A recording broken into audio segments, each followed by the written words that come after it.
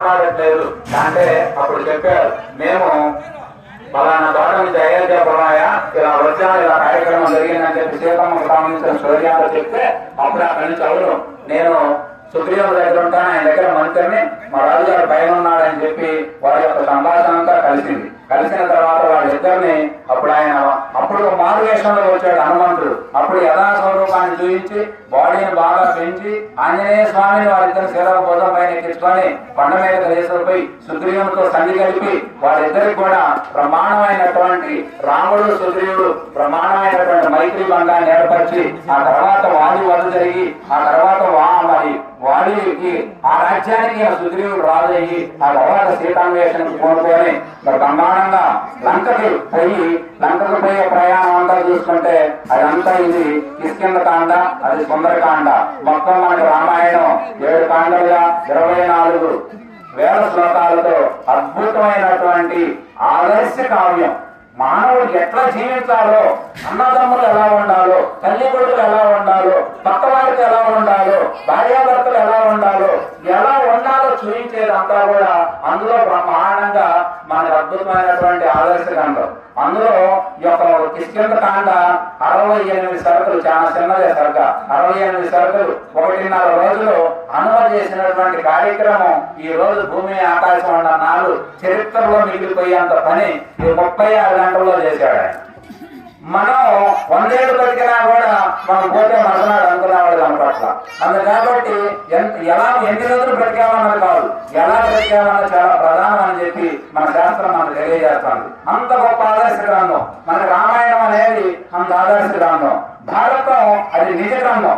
మన జీవితాలు ఏమన్నదో అందులో అదే ఉన్నది, కొత్తగా ఏం లేదు. అందులో ఉన్నదంతా మనలో ఉన్నది అని చెప్పేది నిజ గ్రంథం. భాగవతం అంటే అదంతా కూడా చాలా మహిమాన్వితమైనటువంటి గ్రంథం. దాన్ని మానవుడు దివ్యంగా దాన్ని పొందాల్సిన గ్రంథం. ఇంకా మనకు అనేక రకమైన పుస్తకాలు గ్రంథాలు ఉన్నాయి. కాబట్టి ఆ గ్రంథాలన్నీ కూడా మన గ్రంథాలు, మన సంస్కృతి, మన సంప్రదాయాలు ప్రతి దాని యొక్క ఒక అర్థం ఉన్నది. దాని మూలార్థాలు ఉన్నాయి, ఒక అంతరార్థాలు ఉన్నాయి. ఇవన్నీ తెలుసుకోవాలి. మన గుడి అంటే ఏదో మనకి రాజీ కట్టుబడి పెట్టి ఏదో స్వామి అంటే రాయి అనుకోమాకండి. స్వామి నువ్వు ఎలా పిలిస్తే అలా పలుకుతాను, ఎలా చూస్తే అలా కనపడతానని చెప్పి మన భగవద్గీత శ్రీకృష్ణ పరమాత్మ పెద్దగా బోధించాడు. అందుకే ఈ సృష్టి అంతా కూడా ఎలా చూసేవాడికి అలా కనబడుతుంది, ఎలా ఉంటానంటే అలా ఉండమంటుంది.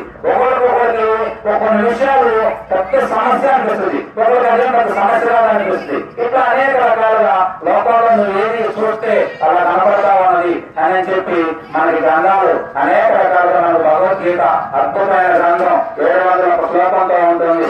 అందులో స్వామి చెప్పినటువంటి 574 శ్లోకాలు, ప్రతి ఒక్క శ్లోకం ఒక ప్రమాణికం. దానికి మించిన గ్రంథం ప్రపంచంలోనే లేదని చెప్పి మహాత్ములంతా కొనేవాడుతున్నారు. పరిశోధనలు చేసే గ్రంథంగా ఉన్నాయి, మానవ జీవితాన్ని తరింపజేసే గ్రంథంగా ఉన్నది అని చెప్పి మనకు అనేక రకమైనటువంటి గ్రంథాలు ఉన్నాయి. గ్రంథం చదవాలి, పెద్దల దగ్గర కూర్చోవాలి, తెలుసుకోవాలి. ఇవన్నీ సేవా కార్యక్రమాలు వీటన్నింటిలో పాల్గొనాలి, భక్తి పెంచుకోవాలి. భక్తి వల్ల ఏమవుతుందంటే భక్తి లేనటువంటి హృదయం బండరాయితో సమానం అని చెప్పి మహాత్ములు తేల్చారు. ముఖ్యంగా శ్రీమూర్తులు భక్తి భావాలు అవ్వాలి, వారానికి రోజు గుడికి రావాలి, భజన కార్యక్రమాలు పాల్గొనాలి, మంచి కార్యక్రమాలు చేసుకోవాలి.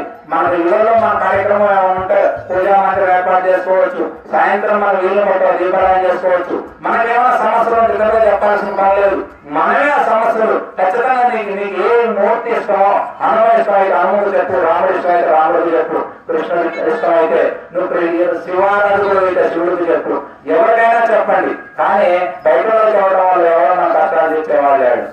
దేవుడు చెప్తే ఖచ్చితంగా మన మనసు నిర్మలమైనటువంటి హృదయంతో మనం చెప్పే ప్రతి మాట వాళ్ళు వింటారు. వాళ్ళు ఖచ్చితంగా మనల్ని అనుగ్రహిస్తారు, మన జీవితాన్ని ధరింపజేస్తారని చెప్పి మన మహాత్ముడు భక్తుల కథలు ఎన్నో కనపడుతున్నాయి.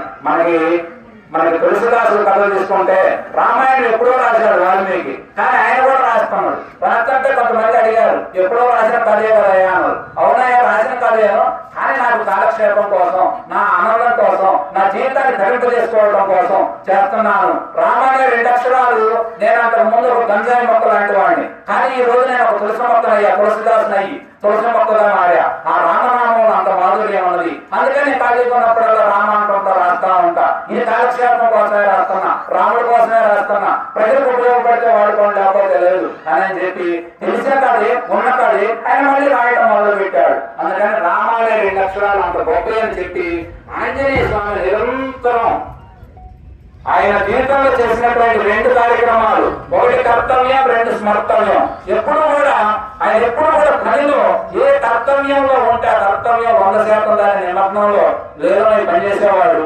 అలాగే స్మర్తవ్యం ఎప్పుడు ఖాళీగా ఉంటే వేస్ట్ మాటలు, వేస్ట్ విధానం, టైం వేస్ట్ కాకుండా ఎక్కడ ఎప్పుడు జయ శ్రీరామ్ అనుకుంటా మంత్రోచ్చరణలోనే హాయిగా మనసు లేదమైపోయి తనలో తాను హాయిగా